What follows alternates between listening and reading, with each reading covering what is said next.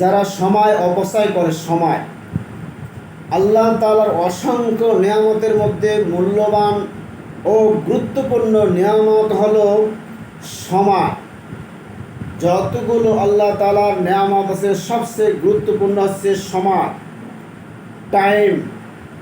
এই সময় যারা সময়ের মূল্যায়ন করেনি তারা মৃত্যুর সময় আল্লাহর নিকট সময় ভিক্ষা চেয়ে বলবে, ওয়ানফিকু মিম্মা রাযাকনাকুম মিন ক্বাবলি আন ইয়াতিয়া আহাদাকুমুল মাউত। আল্লাহ বলেন, আমি তোমাদেরকে যে রিজিক দিয়েছি, ধন সম্পদ দিয়েছি, তোমাদের কারো মৃত্যুর আসার আগেই তোমরা ব্যয় করো। যদি তোমরা তা না করো পরে আর সময় দেওয়া হবে না, সময় কিন্তু চাইবে। فقول ربي لولا أخرتني إلى أجل قريب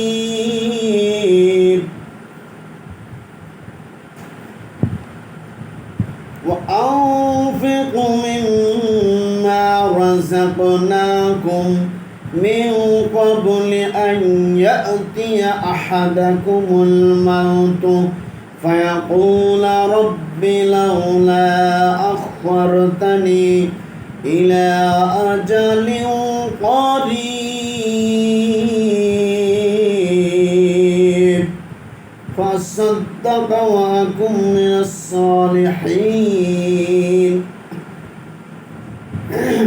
আল্লাহ বলে, আমি তোমাদেরকে যে রিজিক দিয়েছি, ধন সম্পদ দিয়েছি, টাকা পয়সা দিয়েছি, বাড়ি গাড়ি দিয়েছি, তোমাদেরকে যে আমি ধন সম্পদ দিয়েছি, তোমাদের মৃত্যু আসার আগে তোমরা ব্যয় করো। তোমাদের কারো মৃত্যু আসার আগে তোমরা ব্যয় করো। খাইতে বলে নাই কিন্তু।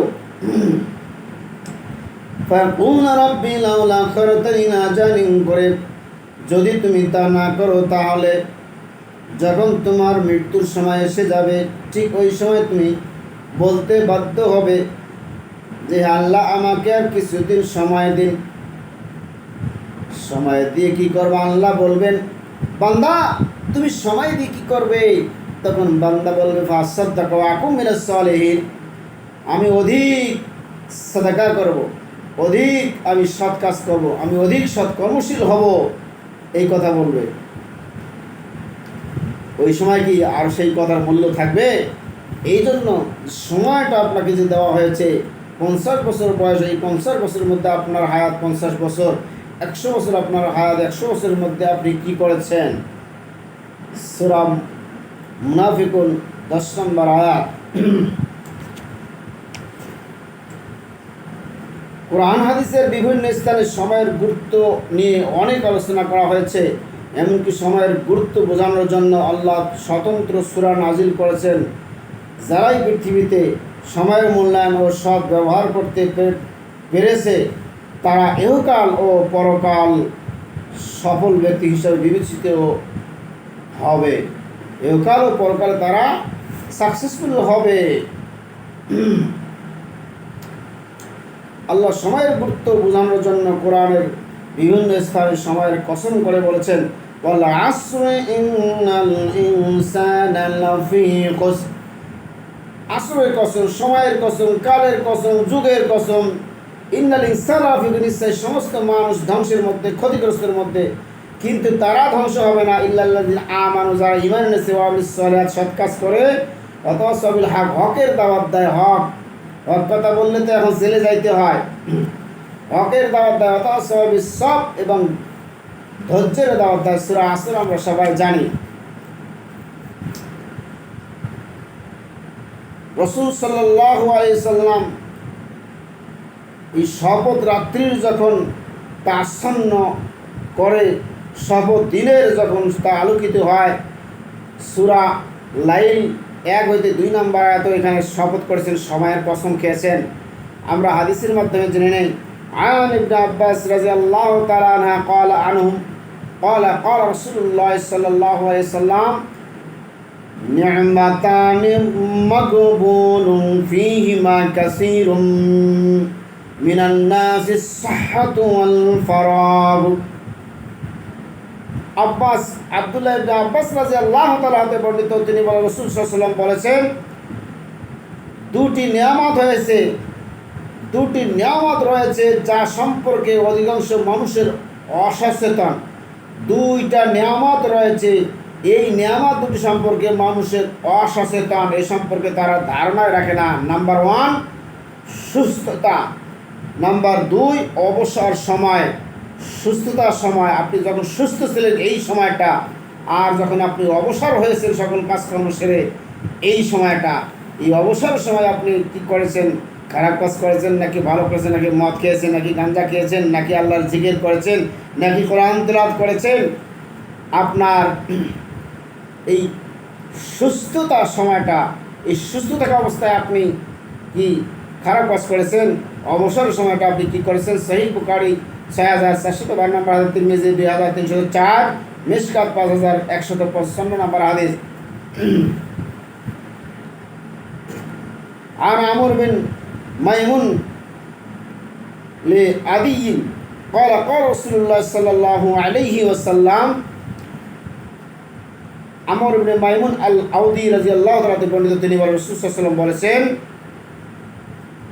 লিরাজুলিন ওয়া হুয়া ইয়াজুহু আগতানিম খামসান ক্বাবলা খামসিন শাবাবাকা ক্বাবলা আরামিকা ওয়া সাহাতাকা ক্বাবলা সাকামিকা ওয়া গিনাকা ক্বাবলা ফাকরিকা ওয়া ফারাগা ক্বাবলা শুগুলিকা ওয়া হায়াতাকা ক্বাবলা মাউতিকা। একজন ব্যক্তিকে নসিহত করে বলেন, তুমি 5টি বিষয় আসার আগে 5টি বিষয়কে গনিমত মনে করো।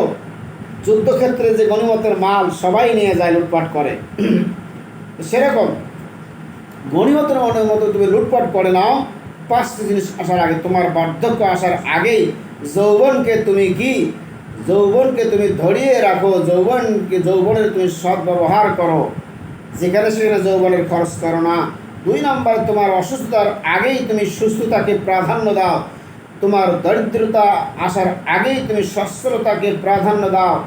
তোমার ব্যস্ততার আগেই তুমি অবসর সময়কে তুমি কাজে লাগাও। 5 নম্বরে, তোমার মৃত্যু আসার আগেই তোমার জীবনকে তুমি সুন্দর করে সাজাও। জামিউল হাদিস 3878, সোহাবুল ইমান 9767, মিশকাত 5174। অত্র হাদিস থেকে সময়ের কিছু গুরুত্ব পাওয়া গেল। এই জন্য সময়টাকে আমরা প্রাধান্য দেবো। খেলায় খেলায় আমরা সময় লস করি।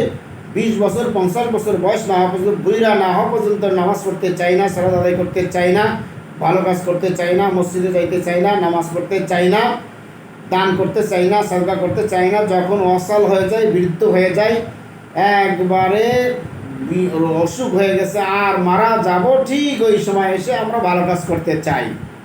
এই জন্য সময়ের গুরুত্ব দিতে হবে। আল্লাহ সুবহানাহু ওয়া তাআলা আমাদেরকে সময়, এই যে সময়, একজন ছাত্র, এই ছাত্র যে সময়, তার সময় থাকতে সে কী করতেছে? অন্যদিকে মেয়ে মানুষ নিয়ে নষ্টি করতেছে, অন্য জায়গায় সে সময় কাটাচ্ছে, সময় অপচয় করতেছে। সময় অপচয় করা হারাম। সময় অপচয় করে করে তার যে পাঠ্যপুস্তকগুলো সঠিকভাবে আদায় করতে পারতেছে না, সময় কাটতেছে না। তুমি সময় কাটো, 5 ওয়াক্ত সালাত আদায় করো, নফল সালাত আদায় করো, তোমার বই পুস্তকগুলো সঠিকভাবে আদায় করো, সকালবেলা কোরআন তেলাওয়াত করো, ইসলামী পাঠ্যপুস্তক কিছু গবেষণা করো। তোমার সময় কীভাবে যাবে তুমি টেরে পাবে না। এই জন্য সময়ের মূল্য দিতে শিখুন। অবশ্যই আপনি আমি সকলেই সাকসেসফুল হব। সম্মানিত দিনী ভাই সকলেই, যারা আমার দর্শক মণ্ডলী রয়েছেন, আপনারা সকলেই লাইক করবেন, কমেন্ট করবেন, ফলো করবেন। যারা করেন নাই তারা করবেন।